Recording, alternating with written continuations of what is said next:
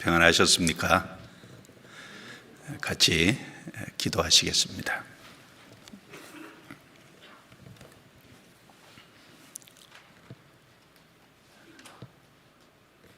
거룩하시고 은혜로우시고 자비로우신 우리 아버지 하나님, 죄와 허물 가운데 살아가던 저희를 불쌍히 여겨주시고 주님의 보혈과 십자가에서 형벌을 대신 받으심으로써 우리의 모든 허물과 죄를 용서해 주시고 하나님의 거룩한 자녀로 삼아 주신 은혜 감사합니다. 또 저희에게 썩지 않고 더럽지 않고 쇠하지 아니하는 하늘에 속한 영광스러운 기업을 허락해 주심을 감사합니다. 또한 저희를 몸된 교회 안에 두시고 주님께서 친히 양육해 주시고 저희가 주께 소망을 두고 살아갈 수 있도록 붙들어 주신 것 늘 감사합니다. 오늘도 주님의 피로 구원받은 귀한 형제 자매들 같이 말씀 안에서 거룩한 교제를 나눌 수 있게 허락해 주심을 감사합니다. 이 시간을 통해서 하나님의 선하시고 기뻐하시고 온전하신 뜻이 무엇인지 나타내 주시고 우리 각 사람을 말씀 위에 굳게 세워주시기를 기도합니다. 증거되는 말씀이 심령에 힘이 되고 위로가 될 수 있도록 도와주옵소서. 이 말씀이 우리의 마음과 생각 속에 깊이 새겨져서 우리 신앙에 도움이 될 수 있도록 도와주옵소서. 또 이 한 주간에 집회가 진행되는 모든 곳에 함께 해주시기를 기도합니다. 수원교회에서 집회를 인도하고 계시는 이완 목사님과 함께 해주시고 주님이 힘과 건강과 능력과 말씀을 주셔서 마땅히 할 말을 담대히 할 수 있도록 도와주옵소서. 또 진리를 찾고자 하는 참여한 사람들 한 사람도 이뤄지지 않도록 주님의 긍휼과 자비를 베풀어 주시기를 기도합니다. 이 시간 모든 시종을 주께 의탁하오며 우리를 구원해 주신 주 예수님 이름으로 기도드리옵니다. 아멘. 성경 베드로후서 1장을 찾겠습니다.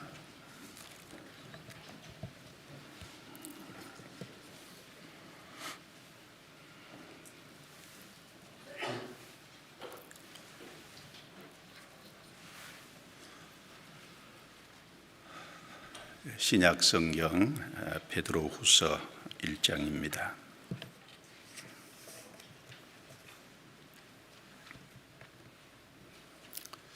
찾으셨으면 5절 말씀부터 7절 말씀까지 짧으니까 천천히 같이 읽겠습니다.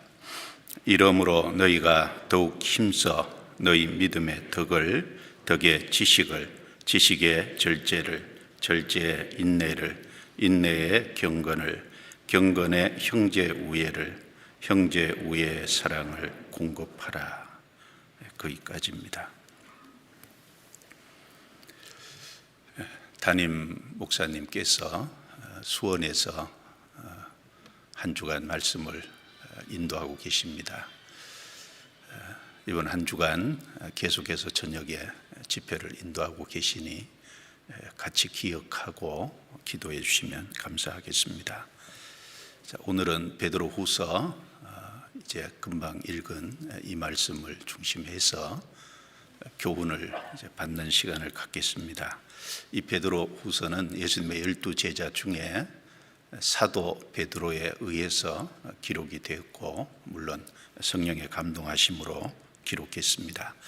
그리고 이 베드로후서가 기록될 때 이 사도 베드로는 죽음이 임박해서 이제 기록을 했다는 것을 이제 알 수 있습니다.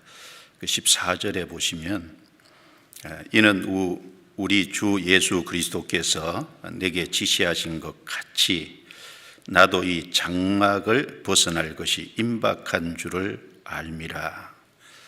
자기 육체를 가리켜서 장막이라고 했고,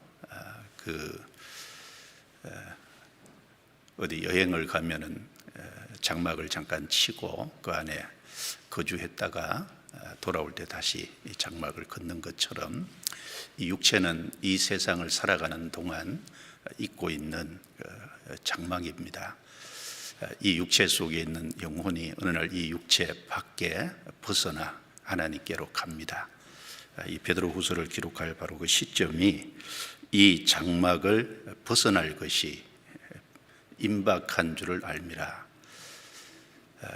요한복음 21장 말씀에 예수님께서 베드로 사도의 마지막 어떻게 죽을 것을 이제 말씀하셨는데, 그것을 두고 말씀하셨을 수도 있고, 또 그 내용이 아니라 그 죽음이 임박했다는 사실을 그 예수님께서 베드로에게 알려주셨을 수도 있습니다. 그래서 여기 내게 지시하신 것 같이 어쨌든 죽음 바로 앞에 두고 이 성경을 기록을 했습니다. 이제 죽음을 앞에 두고 기록했기 때문에 아주 중요한 내용을 기록한 것이 맞고, 성도들의 신앙에 무엇이 유익이 될까 깊이 생각하는 가운데 도움을 주기 위해서 기록했을 것으로 여겨집니다. 그래서 3장까지 짧기 때문에 기회가 되는 대로 쭉 읽고 좀 이 안에 내용들을 좀 찬찬히 개인적으로 살펴보는 것이 유익이 되겠다 생각합니다. 자, 오늘은 5절부터 7절 말씀을 살펴보려고 하는데요. 여기 보면은 그 믿음부터 시작해서 덕, 지식, 절제, 인내, 경건, 형제, 우애, 사랑, 총 8가지를 이제 말씀을 하고 있습니다. 제일 먼저 거론된 것이 믿음이고, 그리고 뒤에 7가지가 거론이 되고 있습니다. 그래서 흔히 이 말씀을 가지고 말하기를 믿음 위에 건축된 7층 집이다, 이렇게 표현을 합니다. 오늘 제목이 그 거룩한 믿음 위에 자기를 건축하라라고 하는 제목을 좀 잡아봤습니다. 여기 잠깐 접고 유다서 1장을 찾아보겠습니다. 유다서 1장.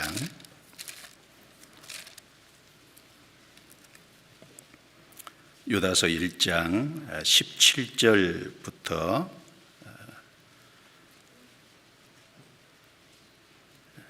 제가 읽겠습니다. 사랑하는 자들아, 너희는 우리 주 예수 그리스도의 사도들의 미리 한 말을 기억하라. 그들이 너희에게 말하기를 마지막 때에 자기의 경건치 아닌 정욕대로 행하며 기롱하는 자들이 있으리라 하였나니, 이 사람들은 당을 짓는 자며 육에 속한 자며 성령은 없는 자니라.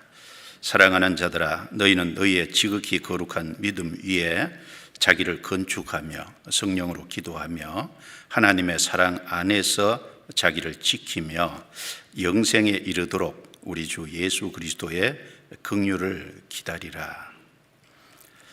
자, 여기 이제 유다에 의해서 기록된, 물론 가룟 유다는 아닙니다. 예수님의 제자 유다에 의해서 기록된 이 말씀에 17절부터 19절 말씀은 교회 안에 가만히 들어온 자들, 그 안에 성령은 없으면서 자기의 육신을 쫓아서 당을 짓고 육체의 정욕을 쫓아 살아가는 사람들을 책망하는 내용입니다. 그들은 그렇게 살아갈지라도 20절, 21절에 확실하게 거듭난 사람, 구원받은 사람은 어떻게 해야 될 것을 당부를 하고 있습니다. 너희는 너희의 지극히 거룩한 믿음 위에 자기를 건축하라라고 말씀하고 있습니다. 그리고 성령으로 기도하라고 말씀합니다. 이 성령으로 기도하라는 말씀은 성령 하나님이시기 때문에 하나님의 뜻에 맞는 기도를 해야 될 것을 말씀합니다. 또 하나님의 사랑 안에서 자기를 지키며 하나님이 우리를 사랑해서 우리를 구원해 주셨고 그 하나님이 우리에게 주신 그 사랑이 더욱 풍성해야 되는데 그 사랑을 잃어버리면 안 되죠. 그래서 하나님의 사랑 안에서 자기를 지키는 그 삶을 살라는 겁니다. 그리고 영생에 이르도록 이 말씀은 다른 번역에 영생에 이르기까지 우리 주 예수 그리스도의 긍휼을 기다리라. 우리가 이 땅에 영생을 이제 얻었습니다. 그런데 주님 앞에 설 때 영원한 천국에 가서 그 영생을 누리는 것이지 않습니까?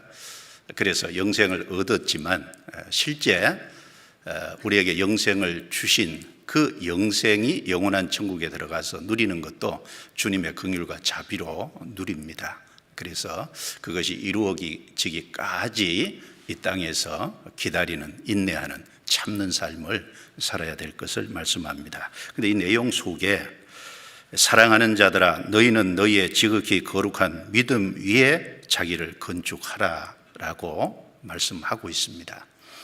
이 유다서 1장에 믿음 위에 자기를 건축하라는 그 구체적인 내용이 바로 베드로후서 1장 5절부터 7절까지입니다. 그래서 오늘 제목을 지극히 거룩한 믿음 위에 자기를 건축하라라는 제목을 잡았습니다. 베드로후서 다시 넘어가겠습니다.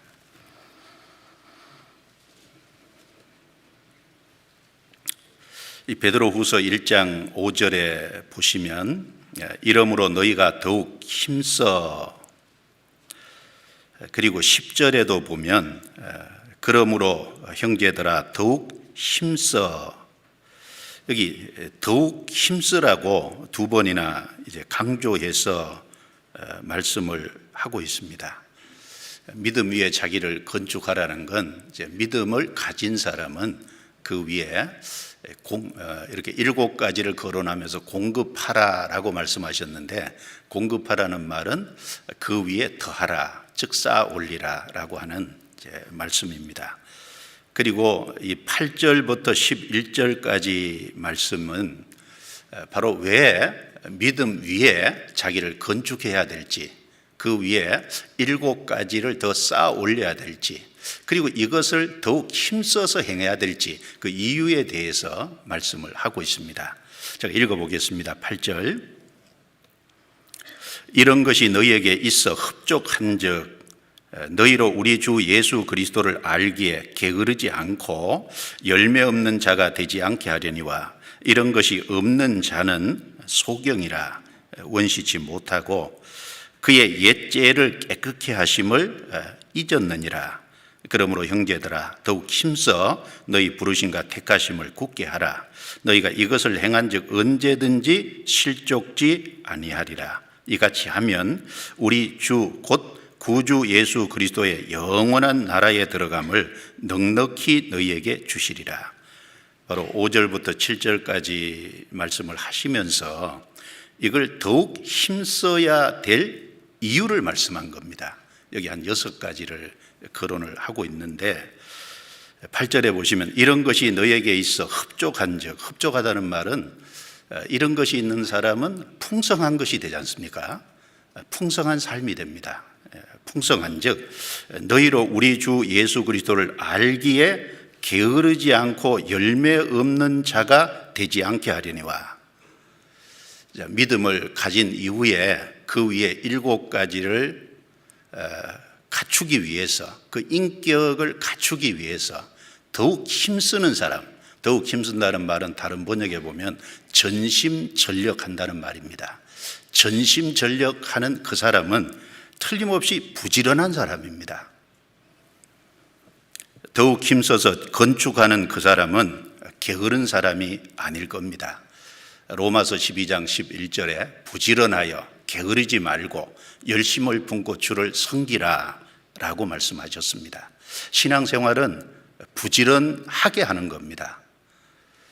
그리고 그 고린도전서 15장 58절 말씀에도 보면 항상 주의 일에 더욱 힘쓰는 자들이 되라. 거기도 더욱 힘쓰는 자들이 되라고.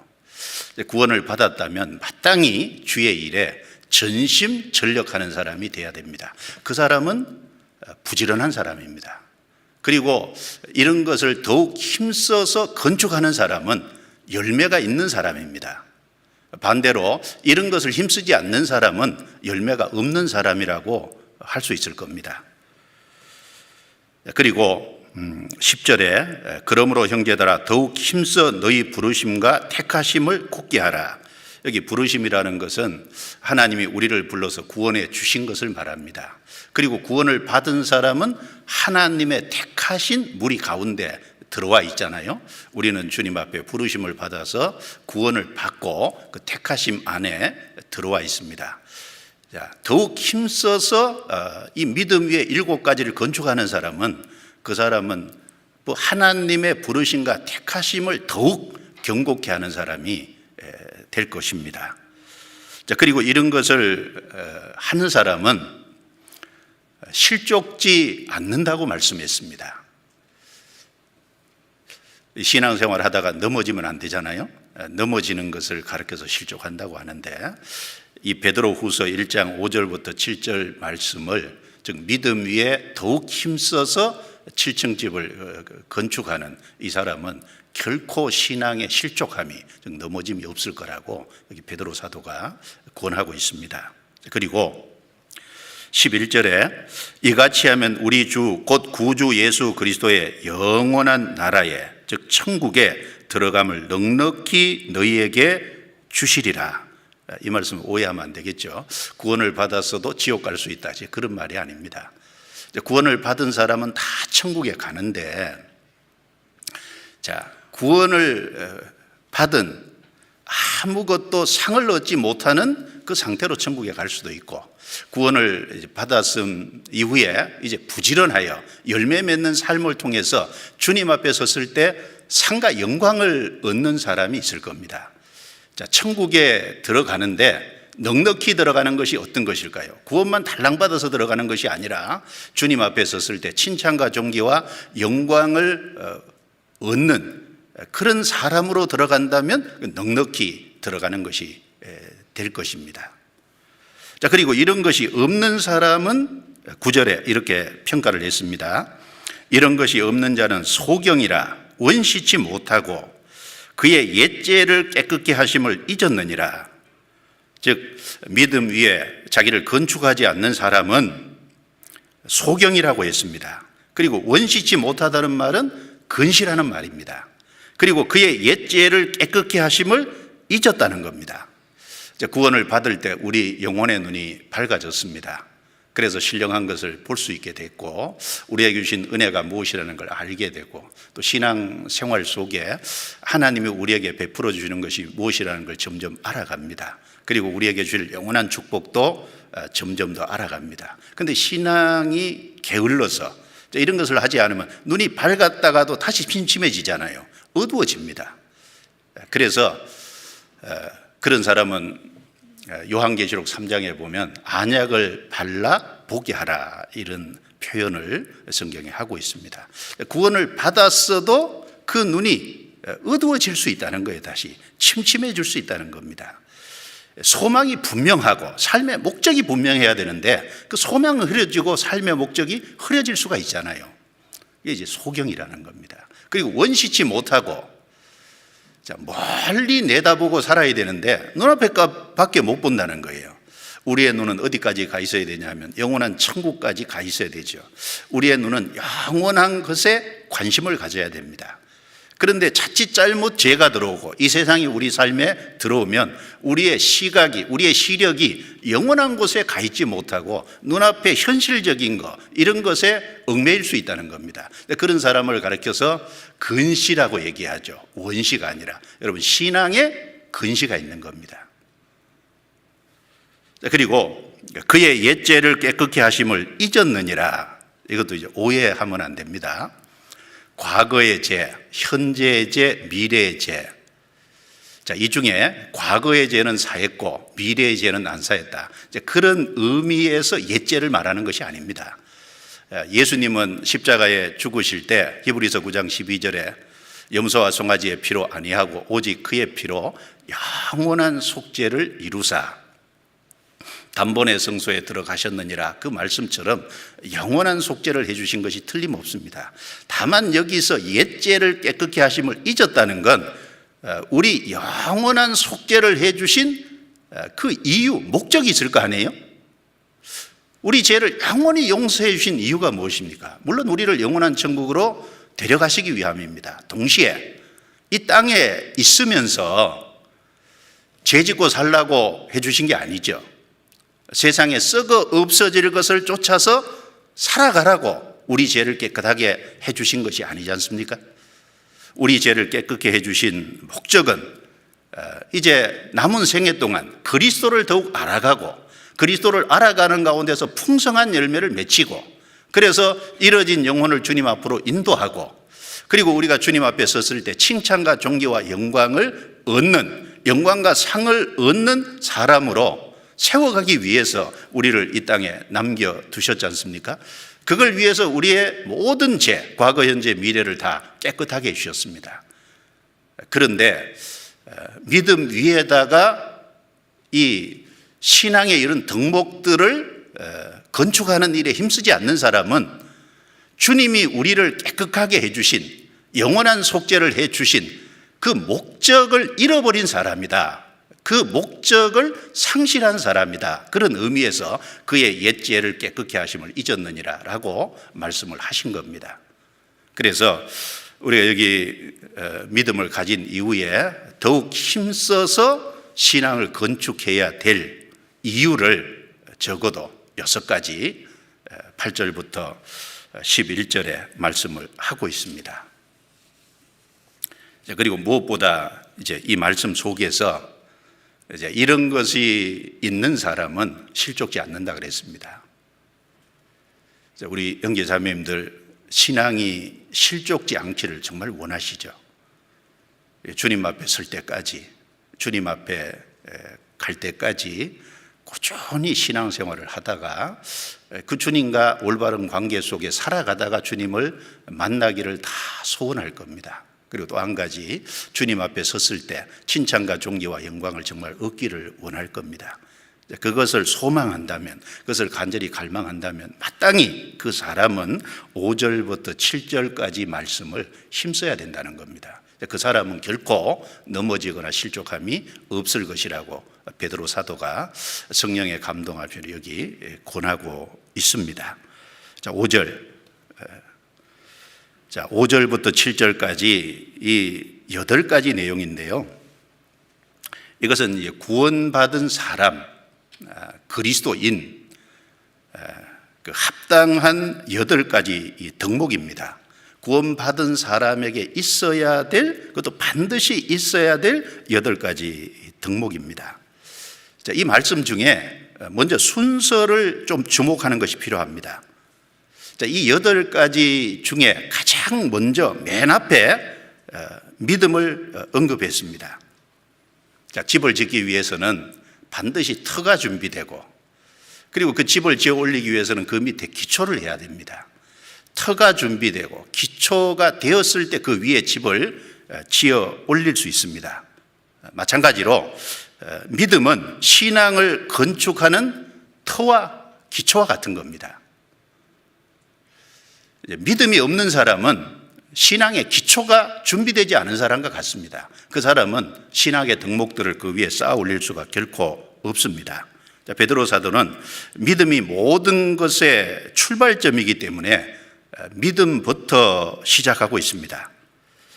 자, 터가 준비되지 않으면 집을 건축할 수 없듯이 믿음 없이 그 위에 건축하는 것은 다 헛된 대로 돌아갑니다.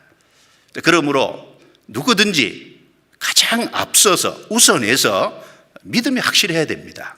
믿음이 확실하지 않는 사람은 건축할 수가 없고 신앙의 출발을 할 수가 없습니다. 그래서 성경 전체에 믿음에 대해서 많은 말씀을 하고 있습니다. 성경에 먼저 이 잘못된 믿음에 대해서 좀 생각을 해보겠습니다. 교회를 열심히 다니고 자기 나름대로 신앙생활을 한다고 하지만 믿음이 확실하냐? 그게 문제죠. 내 믿음이 천국 갈 수 있는 확실한 믿음이냐? 그것이 문제일 겁니다. 성경의 잘못된 믿음에 대해서 많이 말씀하는데, 그래서 믿음에 있는지 자신을 시험하고 확증하라고 말씀하고 있지 않습니까? 성경 고린도후서 13장 찾겠습니다. 고린도후서 13장 5절입니다.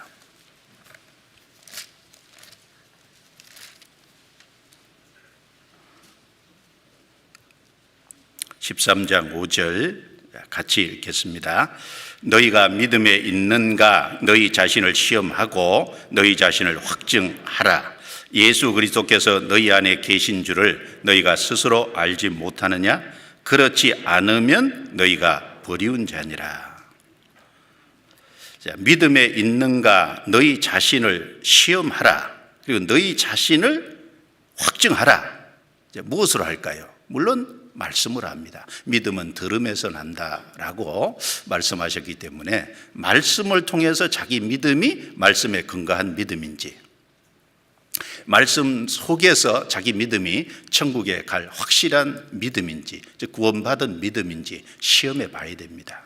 그리고 시험해 볼 뿐 아니라 그 믿음이 천국 갈 수 있는 믿음, 그리고 성경에서 인정하는 하나님이 인정하시는 믿음이라고 그것을 스스로 확증해야 될 겁니다. 말씀을 통해서.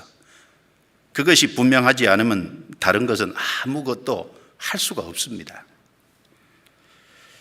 성경의 거짓된 믿음에 대한 것을 좀 정리해 보면은 고린도전서 15장 2절 말씀에 너희가 헛되이 믿지 아니하였으면 구원을 얻으리라. 그 말씀을 보면 헛된 믿음이 있다는 걸 알 수 있습니다.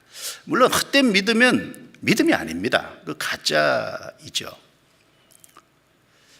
올바른 믿음을 가졌으면 구원을 받는 것이 확실하겠죠. 그런데 헛된 믿음은 구원에 이를 수가 없습니다. 헛된 믿음이 뭘까요?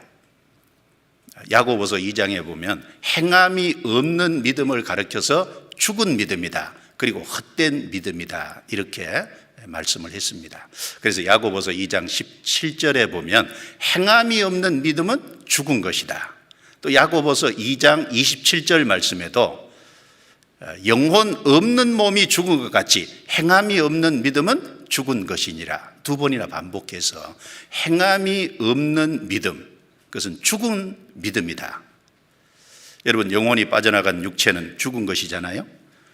그런 것처럼 믿음은 반드시 삶의 행함으로 나타나야 된다는 겁니다. 반드시 그 영혼 속에 이루어진 믿음이 삶으로 확증될 때 그 믿음을 인정해 줄 수 있다는 겁니다. 죽은 믿음이라는 것은 생명 없는 믿음을 말합니다. 즉 구원받는 믿음, 천국 가는 믿음이 아닌 것을 말하는 겁니다. 그래서 야고보서 2장 18절에 혹이 이르기를, 자, 너는 믿음이 있고 나는 행함이 있으니, 자, 내 믿음을 내게 보이라. 나는 행함으로 내 믿음을 내게 보이리라. 자, 한 사람은 믿음이 있고 한 사람은 행함이 있는데, 자, 행함이 없는 믿음을 한번 내게 보여봐라. 어떻게 보일래? 나는 행함으로 내 속에 있는 믿음이 분명한 사실이라는 걸 나타내 보이겠다. 내가 하나님은 한 분이신 줄을 믿느냐? 잘 아는도다. 귀신들도 믿고 떠느니라. 하나님 한 분이시고 살아계시다는 건 가장 확실하게 믿는 존재는 귀신이다. 마귀도 그것은 안다. 아, 허탄한 사람아, 행함이 없는 믿음이 헛것인 줄을 알지 못하느냐. 그렇게 안타까워하고 있습니다. 행함이 없는 믿음은 죽은 믿음입니다. 그리고 그것은 헛된 믿음입니다. 또 디모데전서 1장 19절에 보면 파손된 믿음이 나옵니다. 자, 믿음과 착한 양심을 가져라. 어떤 이는 그 양심을 버렸고 믿음에 관하여는 파손하였느니라 라고 말씀했습니다. 자, 파손된 믿음은요, 양심을 버린 믿음이에요. 자, 구원을 받았다고 하면서 양심에 끄리낌 없이 행동하는 사람, 함부로 행동하는 사람, 그 사람을 가르쳐서 믿음이 있다고 하기가 어렵죠. 파손된 믿음, 파손됐다. 여러분, 배가 파손되면 죽을 수밖에 없지 않습니까? 자, 올바른 믿음은요, 양심을 지키고 양심을 따라가는 모습입니다. 그런데 착한 양심을 가지라 그랬는데 그 양심을 버렸다는 거예요. 믿음에 대하여는 파손하였다. 그 중에 후메네오와 빌레도가 있다라고 말씀했습니다. 자, 그리고 성경에 버리운 믿음이 있습니다. 디모데후서 3장 8절에 보면 얀네와 얀브레가 모세를 대적한 것 같이 저희도 진리에 대해서 대적하니 이는 그들의 마음이 부패됐고 믿음에 관하여는 버리운 자들이니라 라고 했습니다. 어떤 믿음이 버리운 믿음일까요? 자, 믿는다고 말은 하면서도요, 진리를 과감하게 대적하고 진리를 과감하게 버려요. 한때는 자기를 주님이 영원히 속죄를 해주셨다고, 천국에 갈 확신이 있다고 자랑스럽게 얘기하더니 나중에 가서 들어보면 그 영원한 속죄를 부정하고 진리에 대해서 부정하고 부활에 대해서 부정하고, 그 사람은 버리운 믿음입니다. 그 사람은 믿음이 처음부터 없었던 겁니다. 진리를 대적하는 것을 가르쳐서 성경에 버리운 믿음이다 라고 말씀했습니다. 그 사람이 진리를 대적하는데 하나님 앞에 버림받지 않겠어요? 그 버리운 믿음입니다. 자, 그래서 성경에 이 잘못된 믿음에 대해서 많이 말씀하고 있는 이유가 뭘까요? 그만큼 믿음에 대해서 분명히 하라는 얘기잖아요. 그 잘못된 많은 믿음 가운데 너도 그럴 수 있으니까 그런 믿음이 되지 않도록 자기 믿음을 시험하고 확증하고 점검해 봐야 될 것을 말씀한 겁니다. 그만큼 믿음이 중요한 것이니까요. 자, 마태복음 7장을 찾겠습니다. 마태복음 7장.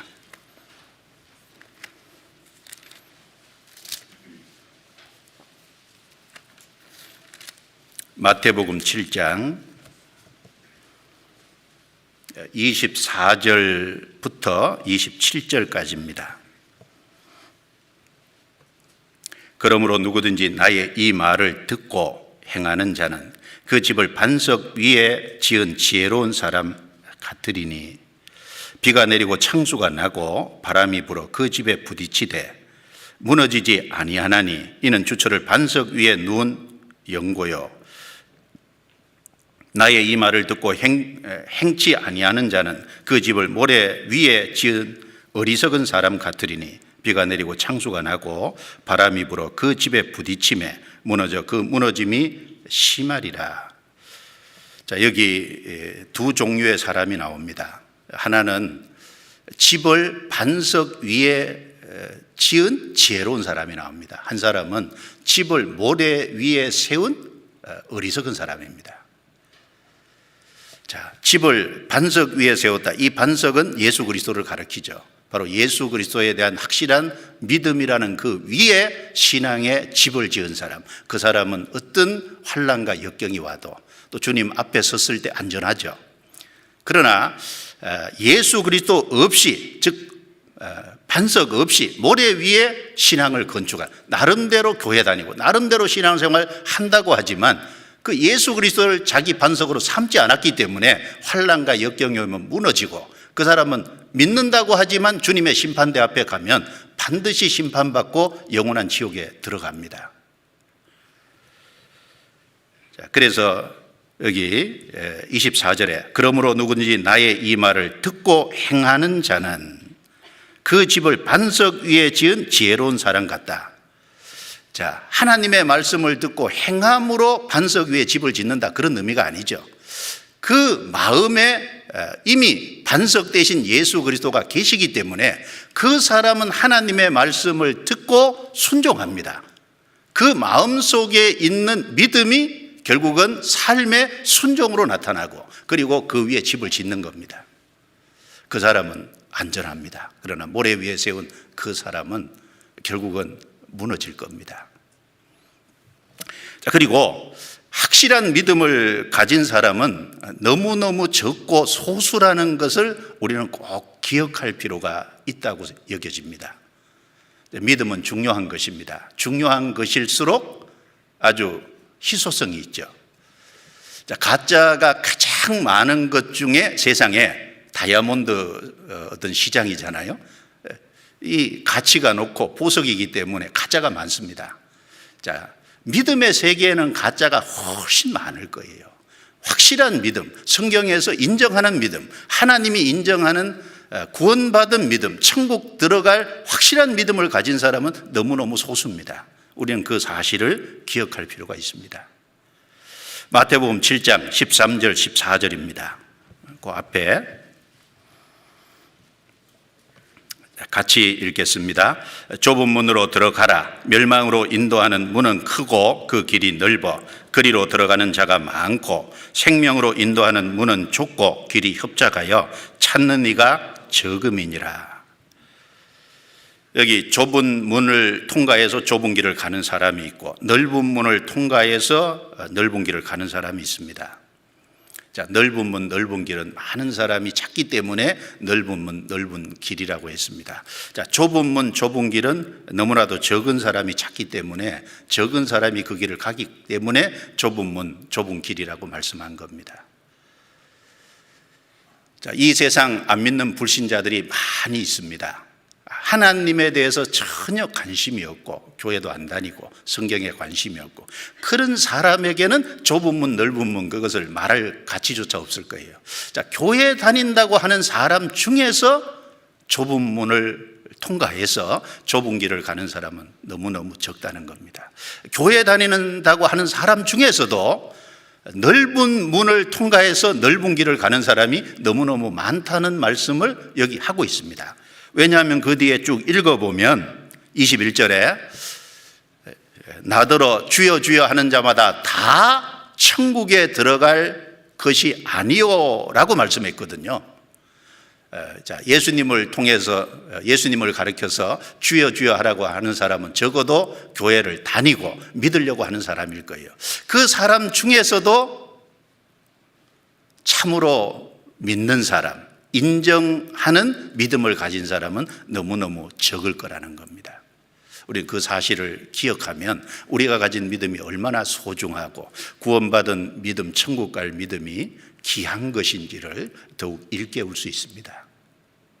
성경 전체적으로도 보면 노아 시대 하늘에서 하나님이 물을 내려서 많은 사람을 심판했습니다.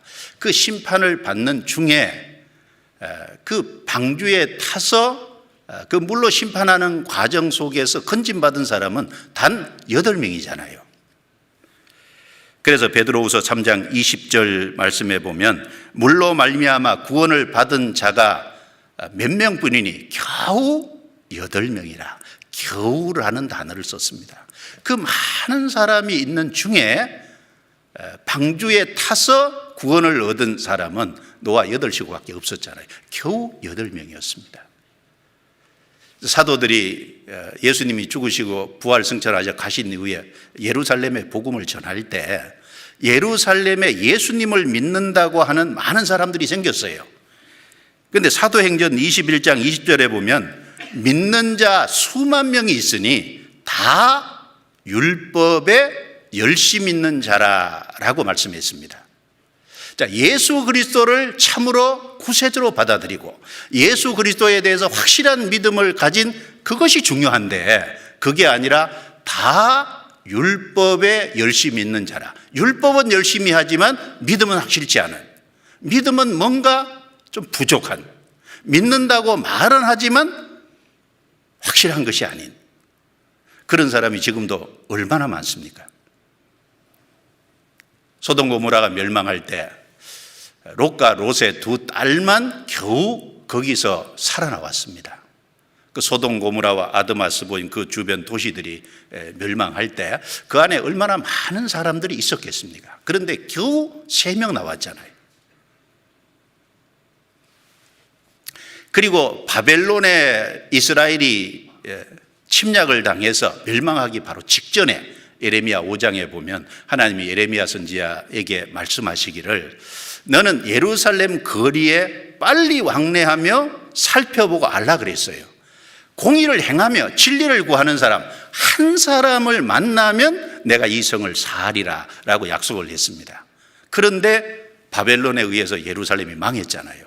그 결과가 말해주는 것은 예루살렘 거리에 공의를 행하며 진리를 찾는 사람 한 사람이 없었다는 증거 아니겠습니까? 그런데 그 당시에요, 예루살렘에 솔로몬 시대에 지어놓은 성전이 있었잖아요. 거기에는 제사장들이 있고 거기에는 하나님께 봉사하는 사람들이 있고 하나님께 열심하는 사람들이 많이 있었습니다. 1년에 3번씩 예루살렘에 올라와서 하나님을 섬긴다고 하고, 그럼 그 사람들은 다 뭐냐 그 말이에요. 하나님이 인정치 않는 믿음이었어요. 결국은 다 멸망했지 않습니까? 예수님이 이스라엘 땅에 오셔서 3년 반 동안 공적인 생애를 마치시고 죽으시고 부활승천하셔 가셨습니다. 자, 12제자, 70제자. 자, 오순절 성령 강림하실 때 마가의 다락방에 모여서 그 성령 강림을 기다리던 사람이 겨우 120명이었습니다. 3년 반 공생의 결과 120명. 많습니까?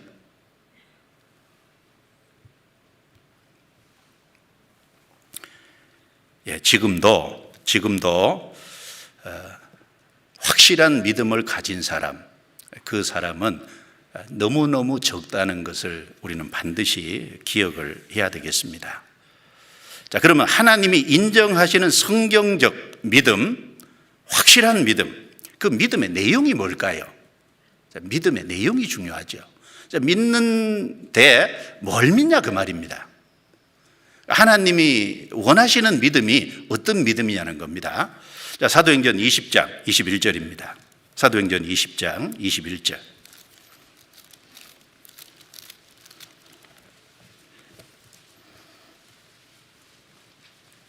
사도행전 20장 21절입니다.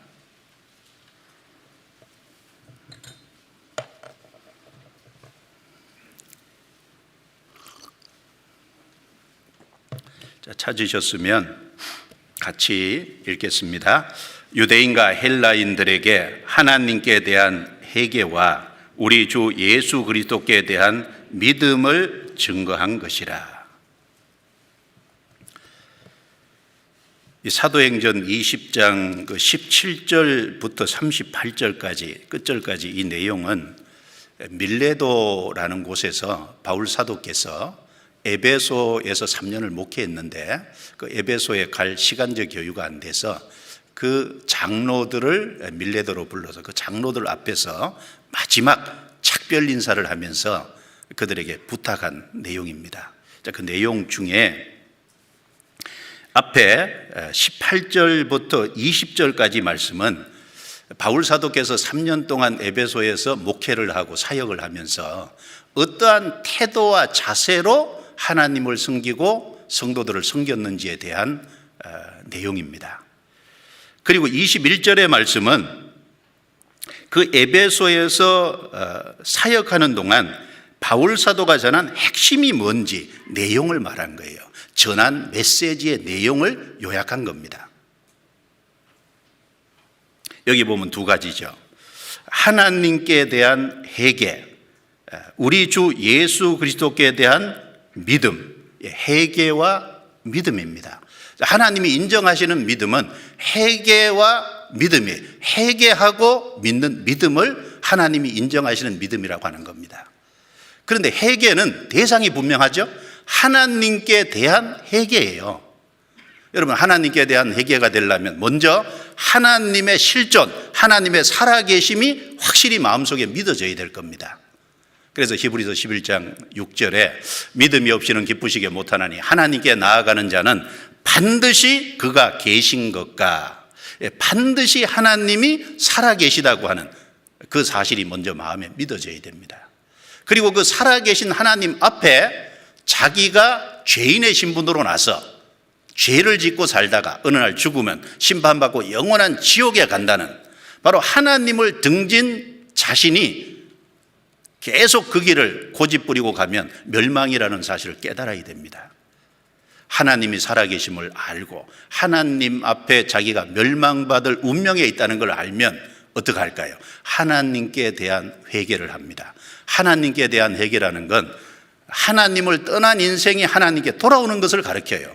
방향을 바꾸는 것을 가르칩니다. 하나님을 등지고 산 사람이 하나님께 나와서 하나님께 자신의 죄를 용서해 주실 것을 간절히 사모하는 것을 가르쳐서 하나님에 대한 회개라고 하는 겁니다. 방향을 바꾸는 겁니다.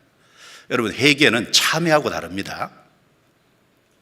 어떤 자기 죄를 없애기 위해서 어떤 고행을 하고 수도를 하고, 심지어 옛날에 수도원에서 그 죄를 해결하기 위해서 채찍으로 자기 몸에 때리고 그 몸에다 못을 박고 어떤 거 그러나는 그런 것은 성경에서 말하는 회개가 아닙니다. 회개는 단순히 하나님께 돌아오는 것을 가르쳐요. 하나님을 떠난 인생이 하나님께 돌아오는 것을 말합니다.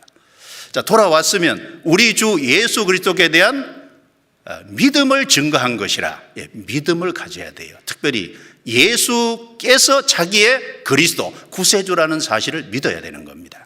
그래서 회개와 믿음, 그것이 성경에서 말하는 믿음의 내용입니다. 하나님이 인정하시는 믿음입니다.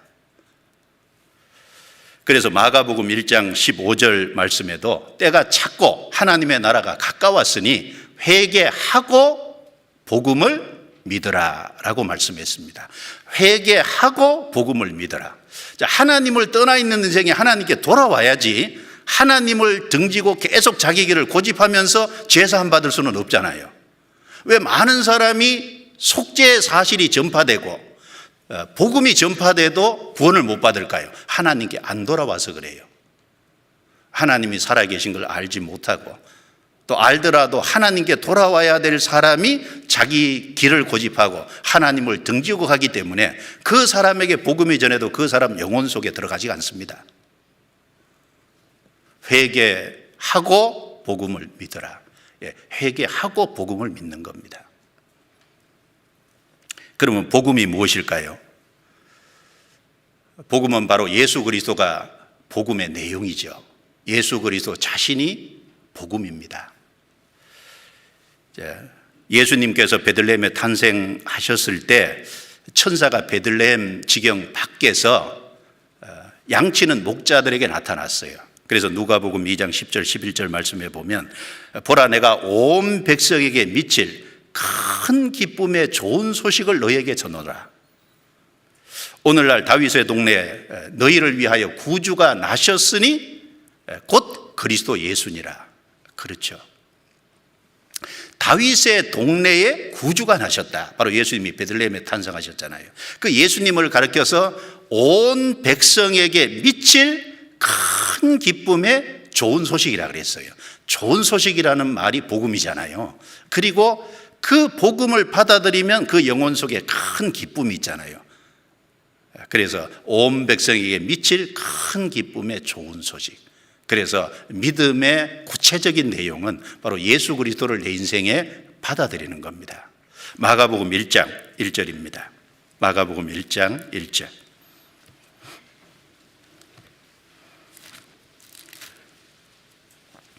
마가복음 1장 1절입니다.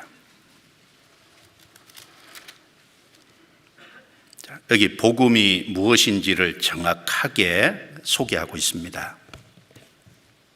마가복음 1장 1절 같이 읽습니다. 하나님의 아들 예수 그리스도 복음의 시작이라. 가운데 예수님의 이름이 있습니다. 하나님의 아들 그리고 예수 그리스도, 이것이 복음이다 라고 말씀했습니다. 하나님의 아들은 신분을 말합니다. 예수님은 하나님이 사람이 되신 분이에요. 그래서 요한복음 1장 1절에 보면 태초에 말씀이 계시니라. 이 말씀이 하나님과 함께 계셨으니 이 말씀은 곧 하나님이시니라. 1장 14절에 보면 말씀이 육신이 되어 우리 가운데 거하심에, 우리가 그 영광을 보니 아버지의 독생자의 영광이요 은혜와 진리가 충만하더라. 바로 말씀이 육신이 된, 바로 예수님은 천사가 사람이 된 것이 아닙니다. 바로 하나님이 사람이 되신 분이세요. 바로 독생자라고 말씀했습니다. 이 말씀은 곧 하나님이시니라. 근데 여호와의 증인들은 예수님의 신분을 가리켜서 하나님이 만든 첫 번째 피조물이 예수님이다, 이렇게 말합니다. 그러면 천사가 우리를 위해서 대신 죽어줬다는 말이 됩니다. 너무나도 가당치 않습니다. 그들은 삼위일체를 부정합니다.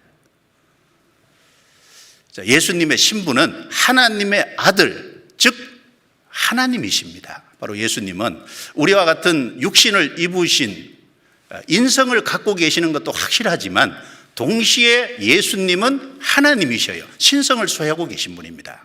그래서 요한복음 전체는 바로 예수님이 하나님이라는 신분을 소개하는 그 많은 말씀들, 비유들이 거기 포함되어 있습니다. 그래서 예수님이 나와 아버지는 하나이니라 라고 분명히 말씀을 하셨습니다. 그리고 그리스도라는 말은 히브리 말로 메시아입니다. 메시아라는 뜻은 기름 부음을 받은 자라는 뜻이에요. 하나님께서 예수님을 우리의 구세주로 인치셨다라는 의미입니다. 기름 부었다는 것은 하나님이 특별히 인정하셨다는 겁니다. 바로 그 헬라 말로 그리스도, 우리 말로 바꾸면 구세주입니다. 즉 그리스도라는 말은 우리를 위해서 하신 일이 내포되어 있는 거예요. 예수님은 우리를 위해서 십자가에 죽어서 대신 형벌을 받고 피를 흘려서 그 피가 우리의 죄값으로 지불됐잖아요. 그래서 우리의 과거, 현재, 미래 모든 죄를 용서해 주신 겁니다. 바로 우리는 예수님을 믿는데 어떻게 믿냐? 예수님이 복음인데 바로 예수님이 하나님이시고 그분의 신분은, 그리고 그분이 하신 일은 그분이 나의 죄를 용서해 주셔서 나의 구세주가 되셨다. 우리는 그 사실을 믿는 겁니다. 즉 신분과 하신 일을 믿는 것이 믿음이에요.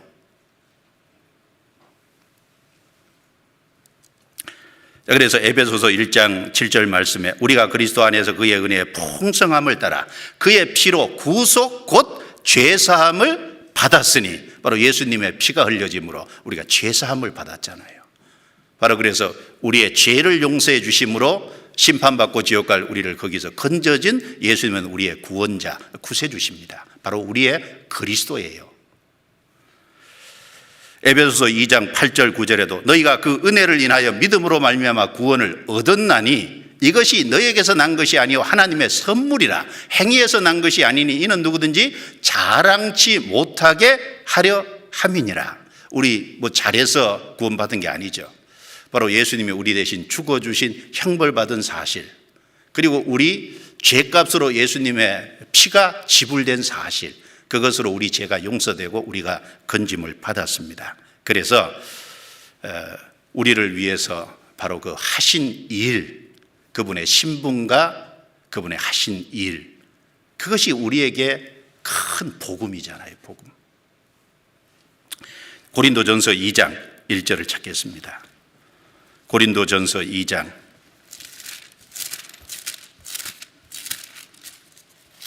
1절 2절.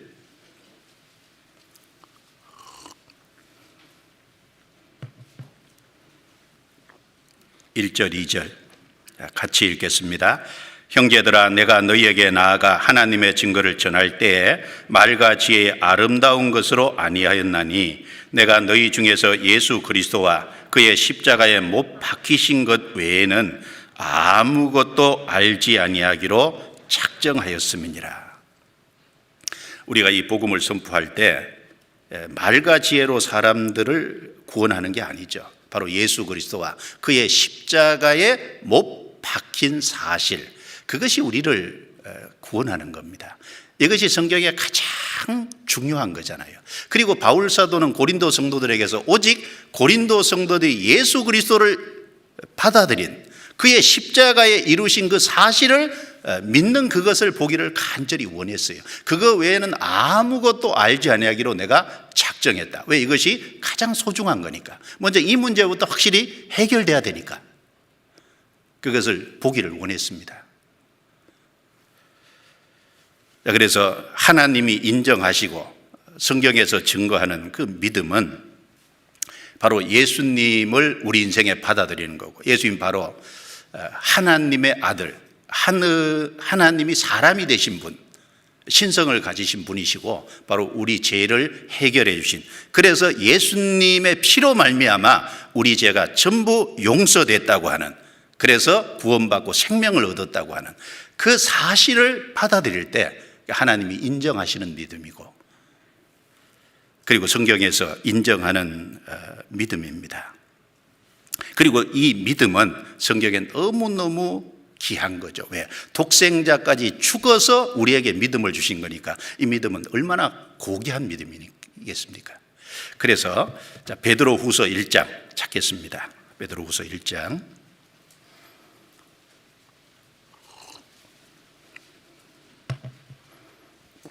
1장 1절입니다. 같이 읽겠습니다. 예수 그리스도의 종과 사도인 시몬 베드로는 우리 하나님과 구주 예수 그리스도의 의를 힘입어 동일하게 보배로운 믿음을 우리와 같이 받은 자들에게 편지하노니. 자, 여기 성경에서 믿음의 가치가 얼마나 놀라운 것인지 여기 말씀을 하고 있습니다. 먼저 이 믿음은 예수 그리스도의 의를 받아들인 믿음이다라는 거예요. 자, 우리 행위로 우리 죄가 용서된 게 아니죠. 바로 예수 그리스도의 의라고 하는 것은 예수님이 우리를 위해서 해 주신 하신 일을 말하는 겁니다. 예수님의 하신 일을 힘입어서 우리가 구원을 받았어요. 예수님의 의를 힘입은 믿음, 그리고 동일하게 보배로운 믿음을 우리와 같이 받았다. 동일한 믿음이라 그랬어요. 자, 저와 여러분들이 받은 믿음이 똑같습니다. 자, 우리가 받은 믿음이랑 이 베드로 후서를 받을 당시에 그 당시 구원받은 사람들의 믿음이 똑같은 동일한 믿음이에요. 그래서 유다서 1장 3절에 보면 일반으로 얻은 구원을 들어 너에게 편지하려던 뜻이 간절하던 차에 일반으로 얻은 구원이다. 자, 우리 가끔 그러잖아요. 니캉네캉 일반이다. 그 말을 이제 같다는 말이잖아요. 자, 구원의 내용이 같아요. 받은 구원이 똑같은 구원이에요. 동일한 믿음입니다. 그래서 내가 믿는 믿음이랑 바로 2000년 전에 베드로가 믿었던 믿음이랑, 그리고 예수님이 오시기 전에 다윗이 믿었던 그 믿음, 다윗과 우리와는 무려 3000년 간격이 있지 않습니까? 그래도 그 믿음은 똑같은 믿음입니다. 동일한 믿음이에요. 그리고 이 믿음은 독생자가 희생돼서 우리에게 주신 믿음이니까 보배로운 믿음이에요. 그리고 이 믿음은 받은 믿음입니다. 받은 자들에게 편지하노니, 하나님은 그 믿음을 우리에게 주셨고 우리는 받았기 때문에 받은 믿음이라고 말씀하는 겁니다. 그리고 유다서 1장 20절에는 지극히 거룩한 믿음이라고 했어요. 거룩한 믿음, 우리 죄를 깨끗하게 해주신, 그리고 거룩한 하나님이 우리에게 주신 믿음이기 때문에 지극히 거룩한 믿음이라고 말씀합니다. 자, 받은 믿음이라는 표현은 여기만 나오는 게 아니라 성경 여러 곳에 나옵니다. 한 군데 더 찾아보죠. 갈라디아서 3장입니다. 갈라디아서 3장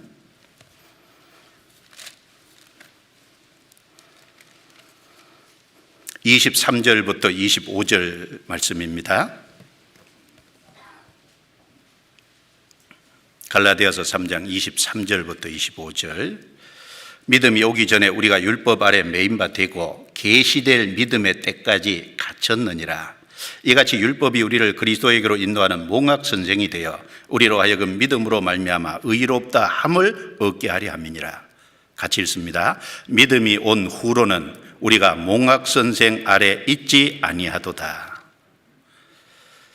여기 23절에 믿음이 오기 전에, 24절에 25절이죠. 믿음이 온 후로는, 자, 믿음이 오기 전이 있고 믿음이 온 후가 있어요. 자, 오기 전이 있고 온 후가 있다는 건 믿음을 받은 때가 있다는 거잖아요. 그리고 중간에 계시될 믿음이라 그랬어요. 계시된 믿음이라는 것은 열어서 보여주신 하나님께서 주신 믿음이라는 겁니다.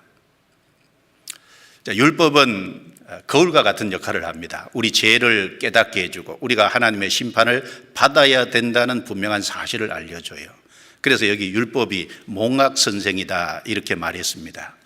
이 성경이 기록될 당시에 몽학 선생은 어떤 그 고등학문을 가르치는 선생을 말하는 게 아니라 어떤 그 부잣집의 어린 자녀를 학교까지 갈 때까지 인도해주고 안내해주는 그 아주 기초적인 것을 했던 게 몽학 선생이에요.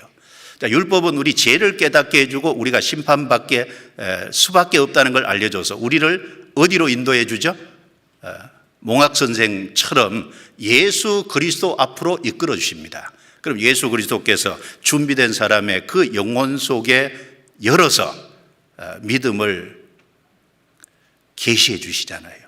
그것이 이제 그 주님이 하신 일을 우리에게 깨닫도록 도와주시는 겁니다. 그래서 계시된 믿음, 여기 받은 믿음, 그렇게 말씀한 겁니다. 자, 이 받은 믿음이라고 하면 어떤 분은 좀 오해를 하는 것 같아요. 선을 딱 그어놓고 믿음이 이제나 저제나 오기를 기다려요. 와야 되는데 안 오네. 선을 딱 그어놓고 자기가 어떤 그 생각하는 기준, 자기가 생각하는 왁구를 딱 그어놓고 그 안에 들어와야 이루어지는 거다 하고 자기는 아무것도 안 하고 가만히 수동적으로 기다려요. 그거는 아니죠. 왜냐하면 의지를 가지고 믿으려고 하는 사람, 선택하는 사람에게 하나님이 믿게 해주시는 거거든요. 믿으려고 하는 의지도 필요하고 믿으려는 사람에게 믿게 해주시는 거잖아요. 안 믿으려는 사람에게 믿게 해주는 거 봤습니까? 그거는 아닙니다. 자, 로마서 10장입니다. 로마서 10장.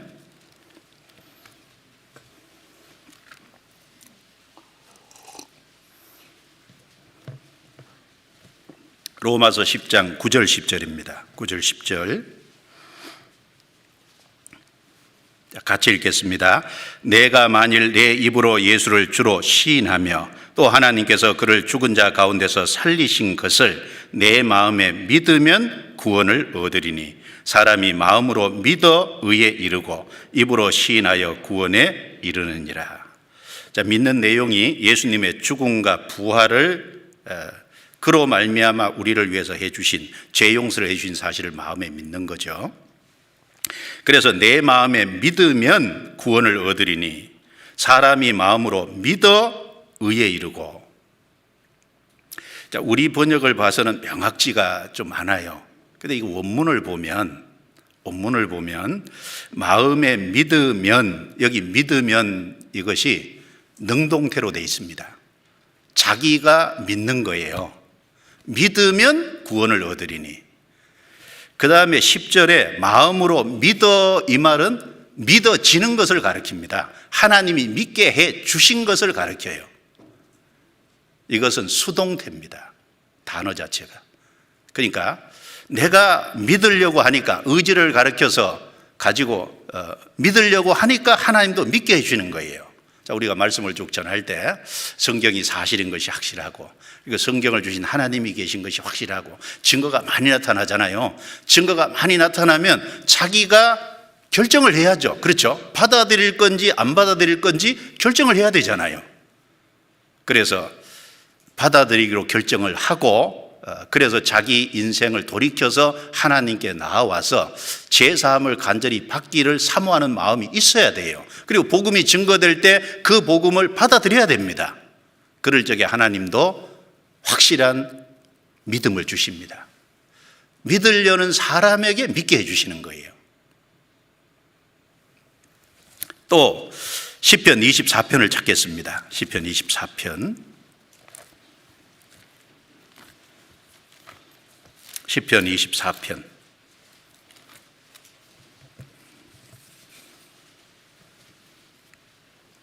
24편 7절부터 10절입니다. 문들아 너희 머리를 들지어다. 영원한 문들아 들릴지어다. 영광의 왕이 들어가시리로다. 영광의 왕이 니시뇨. 강하고 능한 여호와시요 전쟁에 능한 여호와시로다. 문들아 너희 무리를 들지어다. 영원한 문들아 들릴지어다. 영광의 왕이 들어가시리로다. 영광의 왕이 니시뇨. 만군의 여호와께서 곧 영광의 왕이시로다. 자, 강하고 능한 여호와, 전쟁에 능한 여호와, 만군의 여호와. 자, 구약의 여호와가 신약의 주죠. 구약의 여호와, 신약에는 여호와라는 이름이 그 기념 칭호가 기록이 안 됐죠. 신약에는 여호와라는 단어를 전부 주로 바꿔놨어요. 바로 이 여호와가 주입니다. 바로 여기 영광의 왕이 들어오신다는 것은 예수님이 들어오신다는 걸 가르쳐요. 물론 이 말씀은 문자적으로 보면 예루살렘의 여러 주변에 이제 성벽이 있고 그 성벽에 여러 문들이 있어요. 그 문들을 통해서 예수님이 들어가실 것을 말씀하시는 것이 되고, 그보다 더 중요한 것은 여기 영원한 문들이라고 했잖아요. 사람의 마음문을 가리킵니다. 사람이 예수님을 인생에 받아들이면, 자기 마음에 받아들이면 영원한 운명이 결정되고 영원한 천국에 가지 않습니까? 그러니까 여기 영원한 문들아 이 말씀을 했을 때 이것은 단지 예루살렘 성벽에 있는 문을 말하는 것보다 우리 마음문을 가르치는 것이 더 강합니다. 그리고 여기 두 번이나 이렇게 말씀했습니다. 문들아 너희 머리를 들지어다. 영원한 문들아 들릴지어다. 9절에도 똑같이 말씀했죠. 문들아 너희 머리를 들지어다. 영원한 문들아 들릴지어다. 영광의 왕이 들어가시리로다. 여기 잘 보시면 들지어다. 자, 문을 열어라 그 말이죠. 그리고 문들아 들릴지어다. 문들아 열릴지어다 그 말이죠. 자, 이 말씀도 보면 원문을 보면 들지어다 능동형이에요. 들릴지어다 수동형입니다. 사람이 자기 마음문을 열어야 되거든요. 그러면 주님께서도 열어주십니다. 내가 열 때 주님도 열어주시는 거예요. 그 신약 성경에 보면 두 가지가 다 표현되어 있잖아요. 요한계시록 3장 20절에 보면 볼지어다 내가 문 밖에 서서 두드리노니 누구든지 내 음성을 듣고 문을 열면 내가 그에게로 들어가 그로 더불어 먹고 그는 나로 더불어 먹으리라. 자, 주님과 더불어서 먹는다는 것은 교제하고 교통하는 것을 의미하지 않습니까? 바른 관계가 맺어지는 것을 말합니다. 자, 그것이 이루어지려면 내가 문 밖에 서서 두드린다 그랬어요. 누구든지 내 음성을 듣고 문을 열면, 누구든지 열면 사람 편에서 열어야 된다는 것을 말하잖아요. 그런데 사도행전 16장 14절에 보면 바울 사도께서 마케도니아 빌립보에 가서 전도할 때 강가에 여러 여자들에게 전도를 했어요. 그 중에 루디아라는 여자가 들었습니다. 사도행전 16장 14절에 두아디라 성의 차주 장사로서 루디아라 하는 한 여자가 들었는데 주께서 그 마음을 열어 바울의 말을 청종하게 하신지라 라고 말씀했어요. 주께서 그 마음을 열어 루디아의 마음을 열어주신 거거든요. 그 요한계시록 3장 20절에 보면 누구든지 내 음성을 듣고 문을 열면 문을 여는 주체가 사람 편에서 열어야 된다고 얘기해놨고, 사도행전 16장 14절에 말씀 들을 때 주께서 마음을 열어 주님이 열어주시는 거라고 말씀했습니다. 물론 사람은 완전치 않죠. 그러나 내 의지를 가지고 이 바른 진리가 나타났을 때 거기에 내가 선택을 하고 그것을 내가 받아들이려고 하는 마음의 의지가 필요합니다. 그럴 적에 주님께서도 그걸 기쁘게 받으시고 정말 그 간절한 갈망하는 마음을 보고 주님께서 열어주시고 깨닫게 해주시잖아요. 그래서 내가 믿으려고 하는 동시에 주님이 믿게 해주시는 겁니다. 믿으려는 사람에게 믿게 해주신 거예요. 그래서 믿게 해주신 것을 가르쳐서 받은 믿음이라고 하는 겁니다. 그러니까 이제 받은 믿음이라는 건 믿어진 믿음을 가리키는 거예요. 그러니까 주님이 주셨기 때문에 믿어진 믿음. 그것이 성경에서 인정하는 믿음이고 천국 갈 수 있는 믿음이고 그것이 구원 얻은 믿음이라고 성경에 분명히 증거하고 있습니다. 자, 베드로후서 1장 다시 넘기겠습니다.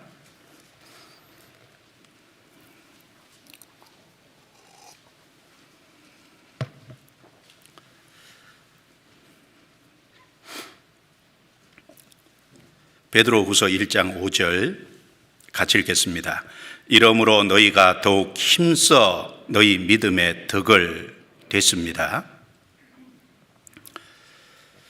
자, 그 다음에 여기 믿음이 가장 첫 번째 나오는 거니까 믿음 문제를 아주 분명히 해야 될 겁니다.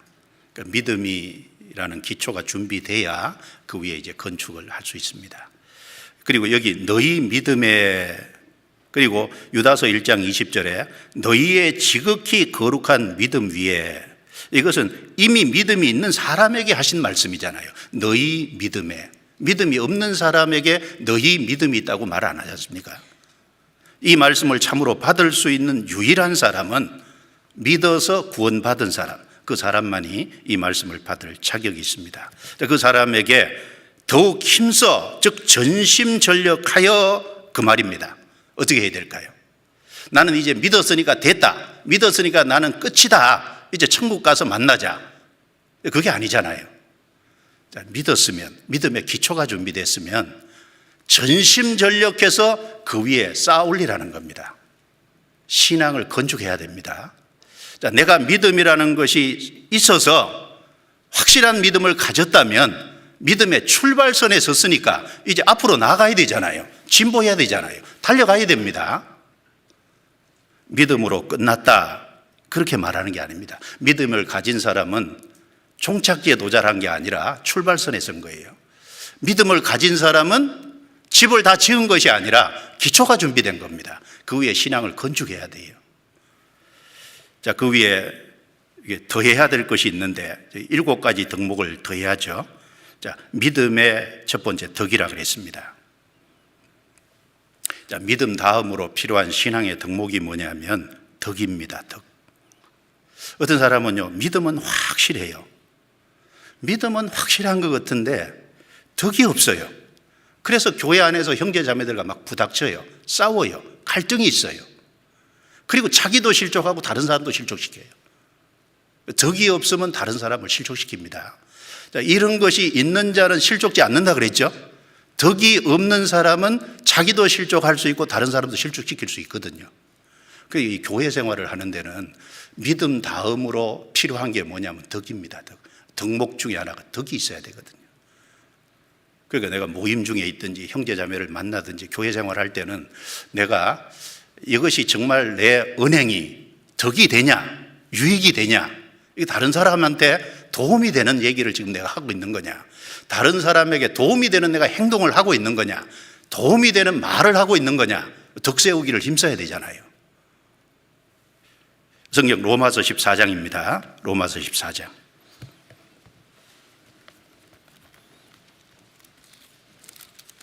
로마서 14장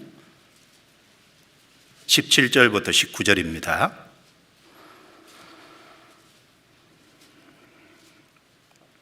하나님의 나라는 먹는 것과 마시는 것이 아니요 오직 성령 안에서 의와 평강과 희락이라.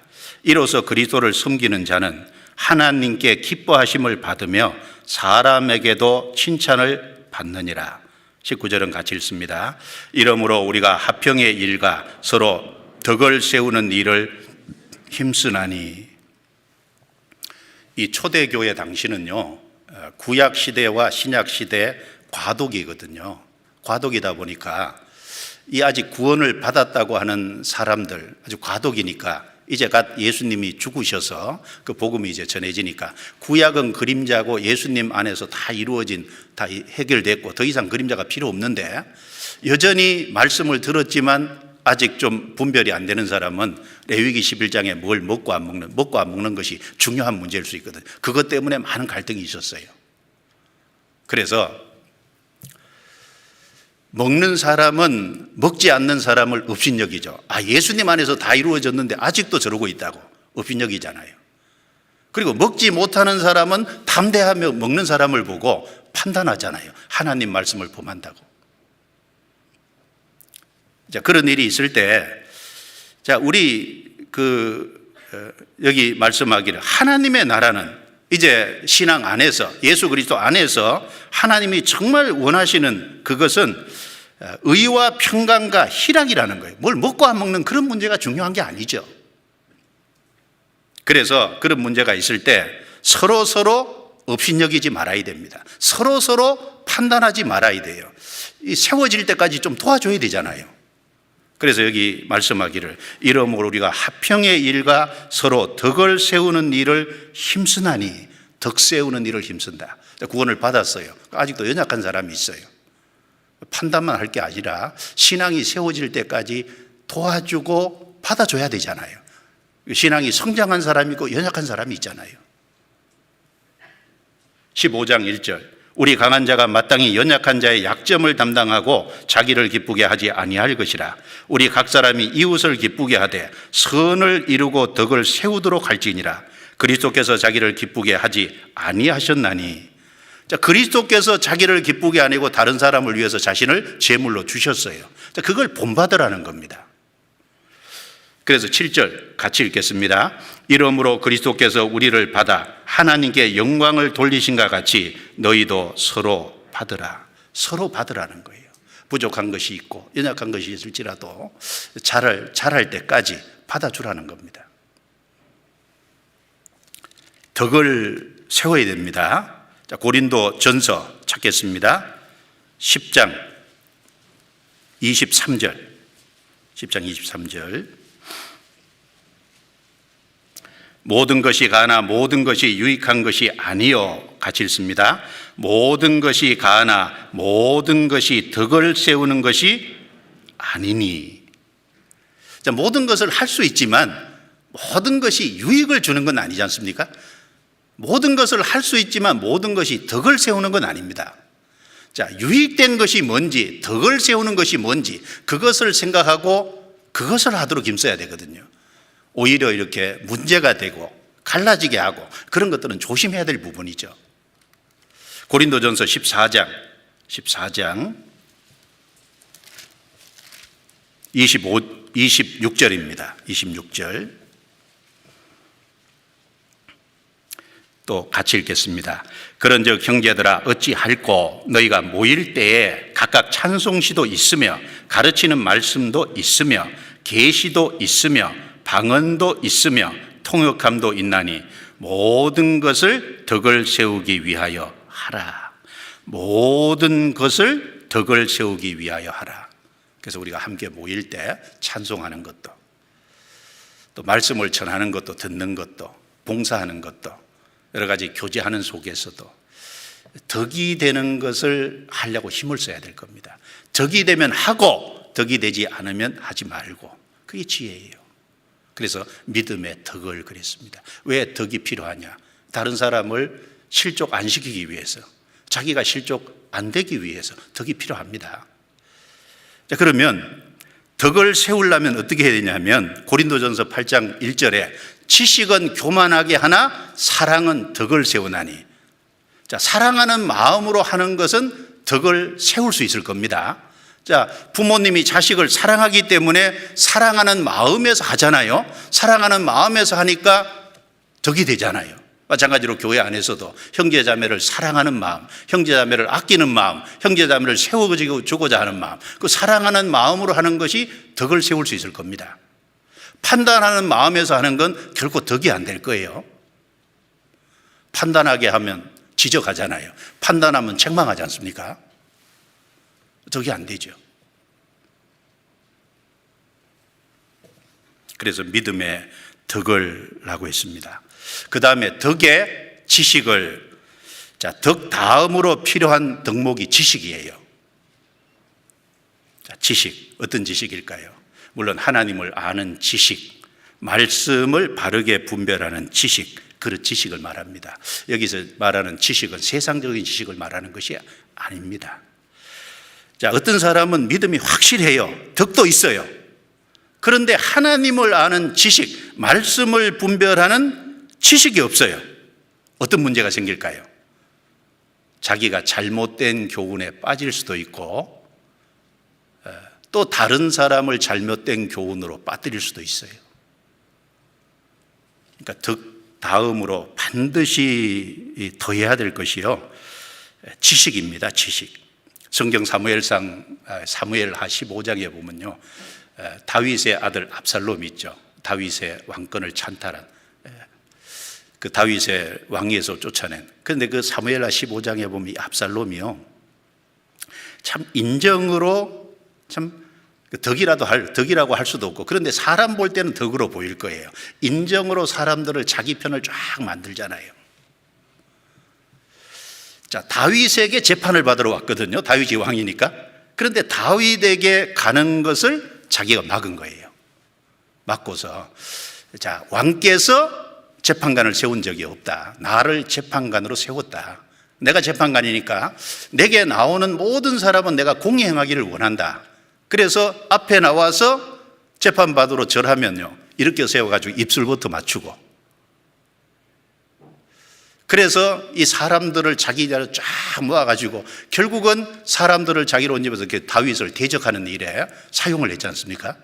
그럼 그 압살롬도 문제지만 압살롬에게 쏘가서 압살롬 편에 가담한 사람도 문제잖아요. 하나님이 다윗을 버린 것이 아닌데 압살롬 편에 서서 그 인정에 얽매여 가지고 다윗을 대적하는 편에 섰을 때 그게 얼마나 큰 잘못을 범한 거냐 그 말입니다. 덕이 필요하지만 덕만 가지고는 안 되는 거예요. 그래서 반드시 지식이 필요합니다. 하나님을 더 알아가야 돼요. 그리고 성경을 바르게 분별해 가야 됩니다. 왜냐하면 신약 시대도 보면요, 잘못된 교리가 너무 많이 들어왔어요. 고린도 교회 또 갈라디아 교회 같은 데는 율법주의자들이 들어왔잖아요. 자, 구원의 조건으로서 할례를 받아야 되고 구원의 조건으로서 모세의 율법을 지켜야 된다고 거짓 교리를 가르쳤어요. 그리고 많은 사람들이 거기 무너졌지 않습니까? 골로새 교회는 철학이 들어왔어요. 그리고 골로새 교회는 천사 숭배가 들어왔어요. 골로새 교회는 유대 의식주의가 들어왔어요. 그리고 에베소 교회는 부활이 이미 지나갔다라고 말함으로 사람들의 믿음을 무너뜨리는 그런 잘못된 교리가 들어왔습니다. 그리고 요한 1서를 기록할 사도 요한이 있을 때 영지주의가 들어왔어요. 예수님의 성육신을 부인하는 그런 헛된 교리가 들어왔습니다. 이단 교리는 과거나 지금이나 얼마든지 있습니다. 그러니까 성경을 잘 분별해서 성경을 마음에다가 질서롭게, 사람의 마음에는 방이 있잖아요. 방들이 있는데 그 방들에다가 말씀을 질서롭게 잘 세워놓지 않으면요, 잘못된 대로 끌려간다니까요. 그래서 신명기 17장 19절 말씀하시기를 평생에 자기 옆에 두고 읽어서 그 하나님 여호와 경외하기를 배우며 이 율법의 모든 말과 그 규례를 지켜 행할 것이라. 그렇죠? 평생의 성경을 옆에 두고 읽어야 돼요. 성경을 쭉 가까이 하고 성경을 계속해서 읽고 배우고, 성경을 근실하게 배워야 됩니다. 구원받으면 계속 성경을 배워가야 돼요. 배워가는 속에서 하나님을 알면 하나님을 경외하게 되잖아요. 그리고 하나님을 알면 하나님의 말씀을 높이게 되고 그 하나님의 말씀을 자기 삶에 순종하게 됩니다. 디모데후서 2장 15절에 보면 내가 진리의 말씀을 옳게 분별하며, 말씀을 옳게 분별해야 돼요. 디모데후서 3장 16절에 보면 모든 성경은 하나님의 감동으로 된 것으로 교훈과 책망과 바르게 함과 의로 교육하기에 유익하니 이는 하나님의 사람으로 온전케 하며 모든 선한 일을 행하기에 온전케 하려 합니다. 자, 모든 성경입니다. 하나님의 감동으로 됐어요. 이 성경 말씀을 통해서 우리가 바르게 믿어야 될 바른 교훈 있잖아요. 그걸 계속 지속적으로 배워야 돼요. 교훈과 그리고 책망과, 내 잘못된 것은 말씀을 배우는 속에서 말씀으로 내가 책망을 받아요. 그리고 바르게 함과 이제 교정이 돼요. 그리고 하나님 보실 때 의로운 것이 무엇인가를 점점 배워갑니다. 그러면 점점 더 인격적으로 온전해 가는 거예요. 온전. 그래서 덕 다음으로 반드시 지식이 필요합니다. 그리고 지식의 절제를 이라고 했습니다. 자, 지식 다음에 필요한 덕목이요, 절제입니다. 자, 어떤 사람은 믿음이 확실해요. 덕도 있어요. 그리고 성경을 많이 알아요. 지식이 있어요. 그런데 문제는 말과 행실에 절제가 없어요. 우리 성령의 9가지 열매를 배우면서도 절제 배웠지 않습니까? 말과 행실에 절제가 돼야 되는데 절제가 없어요. 그러면 자기도 실족할 수 있고 다른 사람도 실족시킬 수 있어요. 자, 예를 들어서요, 칼이 하나 있다고 칩시다. 칼.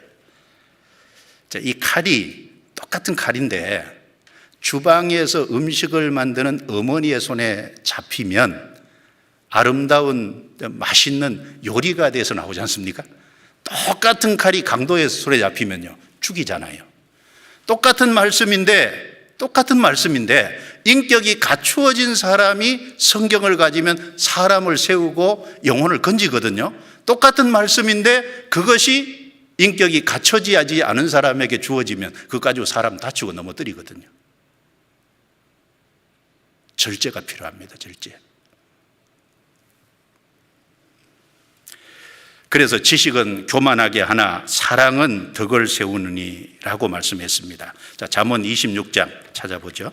잠언 26장.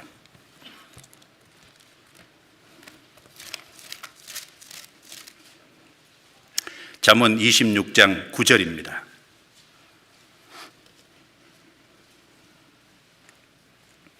자, 7절을 읽고 9절을 제가 읽겠습니다. 26장 7절. 저는 자의 다리는 힘 없이 달렸나니 미련한 자의 입의 잠언도 그러하니라. 9절 같이 읽죠. 미련한 자의 입의 잠언은 술 취한 자의 손에 든 가시나무 같으니라. 자, 저는 자의 다리는 힘 없이 달렸다. 이제 다리가 어떤 장애가 있어 저는 사람은 그 다리 저는 다리는 힘을 못 주잖아요. 힘 없이 달렸어요. 자, 미련한 자의 입의 잠언도 그러하니라. 말씀은 가졌지만 다른 사람을 도와줄 수가 없어요. 그리고 동시에 해야죠. 9절에 미련한 자의 입의 잠언은 술 취한 자의 손에 든 가시나무 같으니라. 여러분, 술 취한 사람의 손에 가시나무가 들렸어요. 그것 가지고 후려쳐 봐요. 지나가는 사람 다 아프고 고통스럽게 만들어 놓잖아요. 가시에 찔리면 얼마나 아파요. 문제는 절제가 필요하다는 겁니다. 자, 압살롬이 다윗을 반역했어요. 그때 압살롬 옆에 두 사람이 있었죠. 한 사람은 다윗의 친구인 후세가 있고 한 사람은 다윗의 모사꾼인 아히도벨이 있었어요. 이 후세는 왜 거기 있었냐면 다윗을 쫓아서 나왔는데 다윗이 돌아가라고 했죠. 도움을 받기 위해서. 그래서 두 사람 다 지금 다윗이 도망갔는데 기드론 시내를 건너서 도망갔는데 자, 어떻게 할 거냐 모략을 베풀어 봐라. 두 사람이 다 모략을 베풀었잖아요. 모략을 베풀었는데 이 후세는 다윗은 용맹한 사람입니다. 다윗이 죽인 자는 천천히 만만이라고 했지 않습니까? 그리고 다윗 주변에는 용맹한 사람이 많습니다. 그러니까 지도 지구매에 몰아넣으면은 무는데 대충 덤벼들었다가는 이거 다 망할 겁니다. 우리가 이길 수 없습니다. 그러니까 이스라엘 전역에 나팔을 불어서 군대를 소집한 위에 따라가면 좋겠습니다. 이렇게 얘기를 모략을 베풀었습니다. 왜 그러냐 하면은 다윗에게 도망갈 기회를 주려고. 그런데 아히도벨은 모사꾼이죠. 사실은 모략을 잘 베푼 거예요. 아무리 그래도 지금 즉시 따라가면 다 멸망시킬 수 있다. 지금 즉시 따라가야 된다. 근데 언론 거기 있는 사람들하고 압살롬 생각이요. 여기 이제 후세의 모략이 훨씬 좋아 보이거든요. 그러니까 압살롬 아히도벨 모략을 안 받아들였잖아요. 그러니까 아히도벨이 어떻게 했습니까? 사무엘하 17장 23절에 가면 자기의 모략이 채택 안 된 것을 알고 가서 자살해 죽었잖아요. 아니 그 좋은 모략 가지고 정말 하나님께 쓰임받는 사람 옆에 있으면 얼마나 잘 쓸 거예요. 그런데 그 좋은 모략을 가지고 다윗을 대적하는 편에 서 있으니까 이게 문제잖아요. 자기 인생이 망하지 않습니까? 그 말씀을 가지긴 가졌어도 그 말씀이 누구 손에 달렸냐가 중요한 겁니다. 그러니까 절제가 필요한 거예요. 그 다음에 절제 다음에 필요한 덕목이 딱 인내입니다. 인내. 자, 어떤 사람은요, 절제해요. 한 번 하고 두 번 합니다. 어떤 사람은 좀 길게 합니다. 1년도 하고 2년도 합니다. 그런데 절제하는데 끝까지 절제해야 되는데 끝까지 안 해요. 한 번 하고 두 번 하고 어떤 분은 중도에 딱 포기하고 어떤 분은 1년 하고 2년 하고 그 다음에 포기하고 중도의 신앙을 포기하는 거예요. 한동안 절제하지만 끝까지 인내하지 못하거든요. 중요한 건 절제하는 건 중요한데 어떻게 해야 되냐? 인내까지 가야 되는 거예요. 끝까지 가야 되거든요. 우리가 신앙을 가졌으면 어디까지 가야 돼요? 주님이 강림하실 때까지 가야 되잖아요. 신앙을 거기까지 시켜야죠. 왜 주님이 좀 더디 온다고, 주님이 오신다고 했는데 좀 더디 올 것 같다고 중도에 포기하면 되겠습니까? 안 되죠. 히브리서 10장 36절에 너희에게 인내가 필요하면 너희가 하나님의 뜻을 행한 후에 약속을 받기 위함이라. 자, 우리에게 인내가 필요하죠. 무슨 약속을 받냐? 우리가 신앙 안에서 열매를 맺히고 하나님 뜻에 따라 순종해 가면 하나님이 영광을 주시고 상을 주신다고 하는 약속이 분명히 주어져 있어요. 그 약속을 받기 위해서는 인내가 필요하다는 겁니다. 히브리서 12장 1절에는 인내로서 우리 앞에 당한 경주를 경주하며, 우리 앞에 신앙의 코스가 있는데 그 신앙의 코스를 달려가는데 바탕이 뭐냐? 인내로서. 인내가 필요한 거예요. 인내. 야고보서 5장 7절에도 그러므로 형제들아 주의 강림하시기까지 길이 참으라. 주님이 오실 때까지 참아야 되거든요. 그런데 참 인내라는 것이 쉽지 않은 거예요. 우리도 이제 생활해 보면은 인내가 쉬워요? 대답을 안 하시네. 인내가 안 쉽잖아요. 내가 참아야지, 인내해야지, 끝까지 해야지. 근데 이게 쉽지 않잖아요. 근데 이 인내는 인격 속에 이루어지지 않으면 쉽게 내가 의지 가지고 다스릴 수 있는 부분이 아닙니다. 그러니까 하나님이 이 인내를 한 사람 신앙 인격 속에 이루기 위해서 뭘 주셔요? 그러니까 그걸 고난을 주셔서 연단시켜서 인내가 그 속에 이루어지도록 하나님이 돕잖아요. 그러니까 이제 고난은 감사해야 될 덕목이거든요. 주님 편에서 우리에게 주시는 거 감사해야 돼요. 고난이 없으면 인내라는 것도 없는 거예요. 그렇지 않습니까? 핍박이 없으면 인내라는 것도 없는 거잖아요. 성경 야고보서 1장입니다. 야고보서 1장.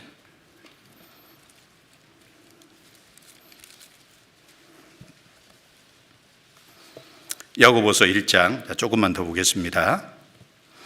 2절 3절 같이 읽습니다. 내 형제들아 너희가 여러 가지 시험을 만나거든 온전히 기쁘게 여기라. 이는 너희 믿음의 시련이 인내를 만들어내는 줄 우리가 알미라. 인내를 온전히 이루라. 이는 너희로 온전하고 구비하여 조금도 부족함이 없게 하려 함이라. 자, 여기 여러 가지 시험을 만나거든. 기본적으로 구원받은 사람은 여러 가지 시험을 만납니다. 이는 너희 믿음의 시련이, 여러 가지 시험이 왜 주어지냐? 믿음의 시련이라 그랬잖아요. 믿음을 견고케 하기 위한, 연단하기 위한 시련이거든요. 믿음의 시련이 인내를 만들어내는 줄 알미라. 그러니까 인내가 만들어지자면, 인내가 우리 신앙 인격 안에 딱 고착되기 위해서는 뭐가 필요하냐면 시련이라는 것이 없으면 안 되는 거예요. 인내를 온전히 이루라 끝까지죠. 이는 너희로 온전하고 구비하여 조금도 부족함이 없게 하려 함이라.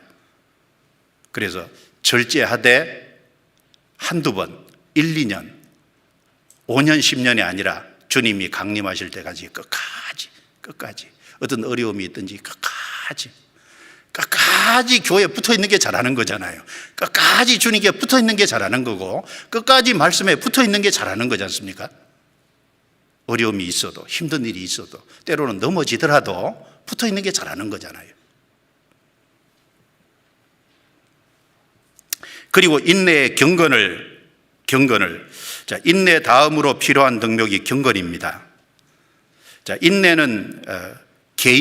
경건은 개인적으로 주님과 바른 관계를 맺는 것을 말합니다. 여러분, 인내도 하는데 항상 주님을 바라봐야 되는데 주님과 바른 관계를 맺지 못하는 사람은 이거 실족할 수 있잖아요. 넘어질 수 있습니다. 이 경건, 그러면 이 경건이라는 단어가 참 포괄적인 의미입니다. 경건 그러면 신앙생활 전반을 사실 얘기하는 건데, 이 경건은 하나님과의 바른 관계에서 나오는 모든 삶 속에, 신앙적인 삶 속에 모든 요소를 가리키거든요. 그러니까 하나님과의 바른 관계가 기초로 해서 거기서 되어지는 모든 신앙적인 것을 포괄해서 경건이라고 합니다. 그러니까 그 경건의 중심에 누가 있어요? 하나님이 있잖아요.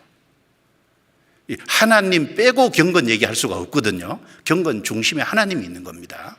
그러니까 이건 하나님과의 바른 관계를 얘기하는 거예요. 디모데전서 3장 16절에 보면 크도다 경건의 비밀이여 그렇지 않다 하는 이 없도다. 자, 크도다 경건의 비밀이여. 누구 두고 얘기했냐? 예수님이잖아요. 예수님이 경건의 비밀이시거든요. 그래서 그는 육신으로 나타난 바 되시고 영으로 의롭다함을 입으시고 천사들에게 보이시고 만국에서 전파되시고 세상에서 믿음 받으시고 영광 가운데서 올리우셨느니라. 자, 예수님은 육신을 입고 세상에 오셨죠. 그리고 영으로 의롭다함을 입으셨다는 건 죽으실 뿐 아니라 부활하심으로 의롭다고 인정받으시고 천사들에게 보이시고 만국에 전파되시고 사람들에게 믿음 받으시고 승천하셨습니다. 그 예수님이 경건의 비밀이잖아요. 비밀. 모든 그 하나님과의 관계 비밀 하나의 중보자가 예수님이지 않습니까? 경건의 핵심은 예수 그리스도 그리고 하나님입니다. 하나님과 관계된 모든 이 삶 속의 것을 전반적으로 경건이라고 합니다. 그래서 경건에 이르기를 연습하라.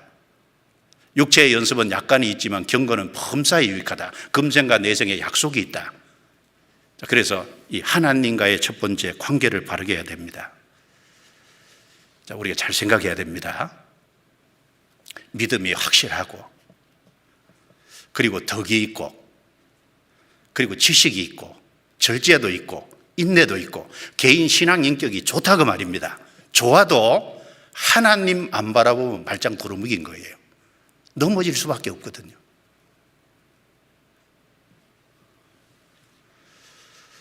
그래서 히브리서 3장 1절에 보면은 그러므로 부르심을 입은 거룩한 형제들아 우리의 대제사장이시며 믿는 도리의 사도이신 예수를 깊이 생각하라. 예수를 깊이 생각해야 되는 겁니다. 믿음의 주요 온전케 하신 이인 예수를 바라보자 그랬잖아요. 깊이 생각하고 바라봐야 됩니다. 예수님이 제자들의 발을 씻기면서 내가 너를 씻기지 아니하면 베드로에게 나와 아무 상관이 없느니라 그랬습니다. 자, 상관이 없다는 건 두 개 다 포함이 돼요. 목욕한 것은 구원이고 발 씻는 것은 신앙생활인데 목욕 안 했으면 주님과 상관이 없어요. 그렇죠? 천국 자체를 못 갑니다. 그런데 목욕은 해서 구원은 받았어요. 그런데 매일매일 신앙생활을 하는 속에서 발 씻는 것이 없으면 주님과 깨끗한 교제가 안 되니까 신앙생활 속에 쓰임을 받을 수가 없잖아요. 하나님 앞에 쓰임을 받을 수가 없습니다. 내가 나와 상관이 없는. 베드로가 깜짝 놀랐죠. 그러니까 머리부터 발끝까지 다 씻겨달라고. 상관없다는 말이 얼마나 충격적인 말입니까? 그러니까 경건이 중요한 겁니다. 그러면 경건으로 끝나느냐? 경건의 형제 우애를. 형제는 누굽니까? 구원받은 형제 자매가 말 그대로 형제잖아요. 그래서 경건 다음으로 필요한 덕목이 형제 우애입니다. 자, 어떤 사람은 주님과 교통이 잘 된다고 하는데 형제 우애가 없어요. 개인주의예요. 홀로 있기 좋아해요. 교제 나온다고 하는데 다른 분들하고 연합이 안 돼요. 합심 연역을 안 해요. 그러면 시간 지나가 봐요. 시간 지나면 넘어지거든요. 시간 지나면 실족하게 돼 있습니다. 자, 그래서 성경에 형제가 연합하여 동거함이 어찌 그리 선하고 아름다운 거. 연합해서 동거할 때 그때 주님이 좋아하시는 거예요. 자, 요한계시록 2장 3장에 7교회 나오잖아요. 그런데 거기 칭찬만 받은 교회가 딱 두 곳인데 서머나하고 빌라델비아입니다. 그래서 서머나는 믿음 때문에 핍박받는 교회, 빌라델비아 교회는 주님이 다윗의 열쇠를 열어서 복음이 활발하게 전해지므로 구원받기 어려운 사람조차 구원받는 교회가 빌라델비아 교회거든요. 그런데 그 빌라델비아 뜻이 형제 우애잖아요. 그러니까 이제 형제 우애가 될 때 전도가 사실 잘 되는 거예요. 그렇지 않습니까? 왜 하필 빌라델비아 교회 전도의 문을 열어주시고 전도 달래는 것으로 그렇게 성경에 말씀해 놨을까요? 다 이유가 있는 겁니다. 하나님과의 관계는 좋다고 하는데요, 형제 자매들하고는 안 어울려. 뭔가 이상한 겁니다. 경건을, 그 다음에 형제 우애가 있어요. 그 다음에 형제 우애의 사랑을 공급하라. 더하라 그랬습니다. 그 마지막 사랑은 뭘 말할까요? 하나님과의 관계, 형제 자매의 우애, 그 다음에 그 힘으로 어떻게 해야 되죠? 이방인 사랑하는 거, 불신자까지 사랑하는 거. 그럼 불신자 사랑하는 건 영혼 건지는 거잖아요. 그러니까 하나님께 힘 받고 형제 자매의 힘 받아서 불신자 건지는, 거기까지 가야만 그게 주님이 좋아하시는 것이다 라는 것을 말씀한 겁니다. 그 사랑도 이 신앙의 덕목입니다. 그래서 이 순서로 계속해서 더해가면, 이걸 전심전력해서 힘쓰는 사람은, 이 사람은 결코 실족함이 없을 거라는 겁니다. 이 사람은 부지런한 사람이고, 이런 사람은 틀림없이 열매 맺는 삶을 살 거고, 이런 사람은 하나님 앞에 섰을 때 칭찬과 존귀와 영광을 틀림없이 얻게 된다는 겁니다. 그리고 우리가 간단하게 좀 정리를 하면 여기에서 좀 알 수 있는 게 있어요. 하나님은 신앙이 정체된 걸 원하는 게 아니라 뭘 원하죠? 진보하는 걸 원하는 거예요. 앞으로 나아가는 걸 원하는 거예요. 우리가 이 베드로후서 1장 5절부터 7절까지 말씀을 통해서 하나님은 틀림없이 전진하는 신앙, 진보하는 신앙, 성장하는 신앙, 이것을 사람에게 원한다는 걸 우리가 알 수 있잖아요. 자, 그리고 또 한 가지는 맨 기초가, 맨 처음이 믿음입니다. 맨 꼭대기가 사랑이에요. 자, 집을 쌓아 올라가는데 어디까지 쌓아 올라가야 되냐? 사랑까지 쌓아 올라가야 되잖아요. 자, 하나님은 믿음으로 시작해서 사랑으로 완성하는 집을 원하는 겁니다. 우리 그걸 알 수 있잖아요. 그래서 로마서 13장에 보면 사랑은 율법의 완성이니라. 자, 율법을 둘로 딱 나누면 하나님을 사랑하고 이웃을 사랑하는, 사실은 사랑입니다. 사랑. 자, 사랑을 한다면은 그 율법이 완성되는 거다. 그러니까 하나님은 믿음으로 시작해서 사랑으로 완성되는 것을 원하는 거예요. 자, 나는 정말 하나님을 사랑하는 마음, 하나님께 받은 그 첫사랑으로 주님을 사랑하는 마음, 사랑이 정말 풍성이 점점 더 성화되어 가고 있느냐, 형제 자매를 더 사랑하고 있느냐, 그 다음에 불신자를 사랑해서 정말 영혼을 건지고 있느냐, 그게 사랑이잖아요. 그런 사랑을 하나님은 우리에게 보기를 원하거든요. 그리고 이제 이런 덕목을 전심전력해서 힘쓰라고 했는데, 이게 우리 혼자 힘으로 하는 거면 정말 어려울 거예요. 근데 사실은 이걸 할 수 있는 힘을 누가 주세요? 주님이 같이 계셔서, 또 교회 안에 함께 하셔서 그 속에서 우리에게 주시잖아요. 자, 한 곳만 보고 마치겠습니다. 베드로후서 1장 3절입니다. 그의 신기한 능력으로 생명과 경건에 속한 모든 것을 우리에게 주셨으니 이는 자기의 영광과 덕으로서 우리를 부르신 자를 알므로 말미암음이라. 생명과 경건에 속한 모든 것을 우리에게 주셨다고 했습니다. 사실은 영생도 우리에게 주셨잖아요. 그리고 이제 경건은 이 5절부터 7절까지 포괄적으로 이 경건에 속한다고 할 수 있는데, 이걸 이루어 갈 수 있도록, 이것을 쌓아갈 수 있도록, 건축해 갈 수 있도록 이제 능력을 베푸시는 분이 누구냐? 하나님이 함께 계셔서 주시거든요. 그러니까 나는 받은 것이 없어서 못한다, 그 말하면 안 되거든요. 구원도 주셨고, 바르게 살려고 하면 틀림없이 주님이 경건에 속한 모든 것도 한계가 아니라 모든 것이잖아요. 신앙생활에 필요한 모든 것도 주님이 주시거든요. 핑계하면 안 됩니다. 사실은 이걸 못하고 있는 것은 자기 책임인 거예요. 자기 책임. 뭔가 내가 힘써야 될 것을 바르게 힘쓰지 않고 있으니까, 또 갈망하는 마음이 없으니까 그럴 수 있거든요.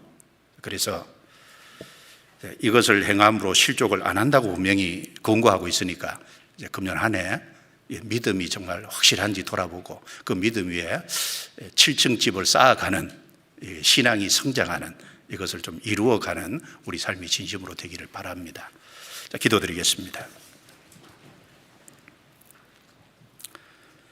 은혜로우시고 자비로우신 주님 감사합니다. 소중한 시간을 우리에게 주셔서 필요한 말씀으로 교훈해 주심을 믿고 감사합니다. 오늘 증거된 말씀이 마음 속에 또 영혼 속에 깊이 새겨지게 도와주시고 각자의 신앙을 돌아보고 주님이 더욱 힘쓰라고 하신 전심전력하라고 하신 말씀을 힘입어서 힘써 나아갈 수 있도록 도와주시고 신앙의 인격을 통해서 열매를 맺는 삶이 되게 해 주시옵소서. 남은 생에 다 주님의 손에 부탁을 드립니다. 우리를 구원해 주신 주 예수님 이름으로 기도드리옵니다. 아멘. 찬송 같이 하시겠습니다.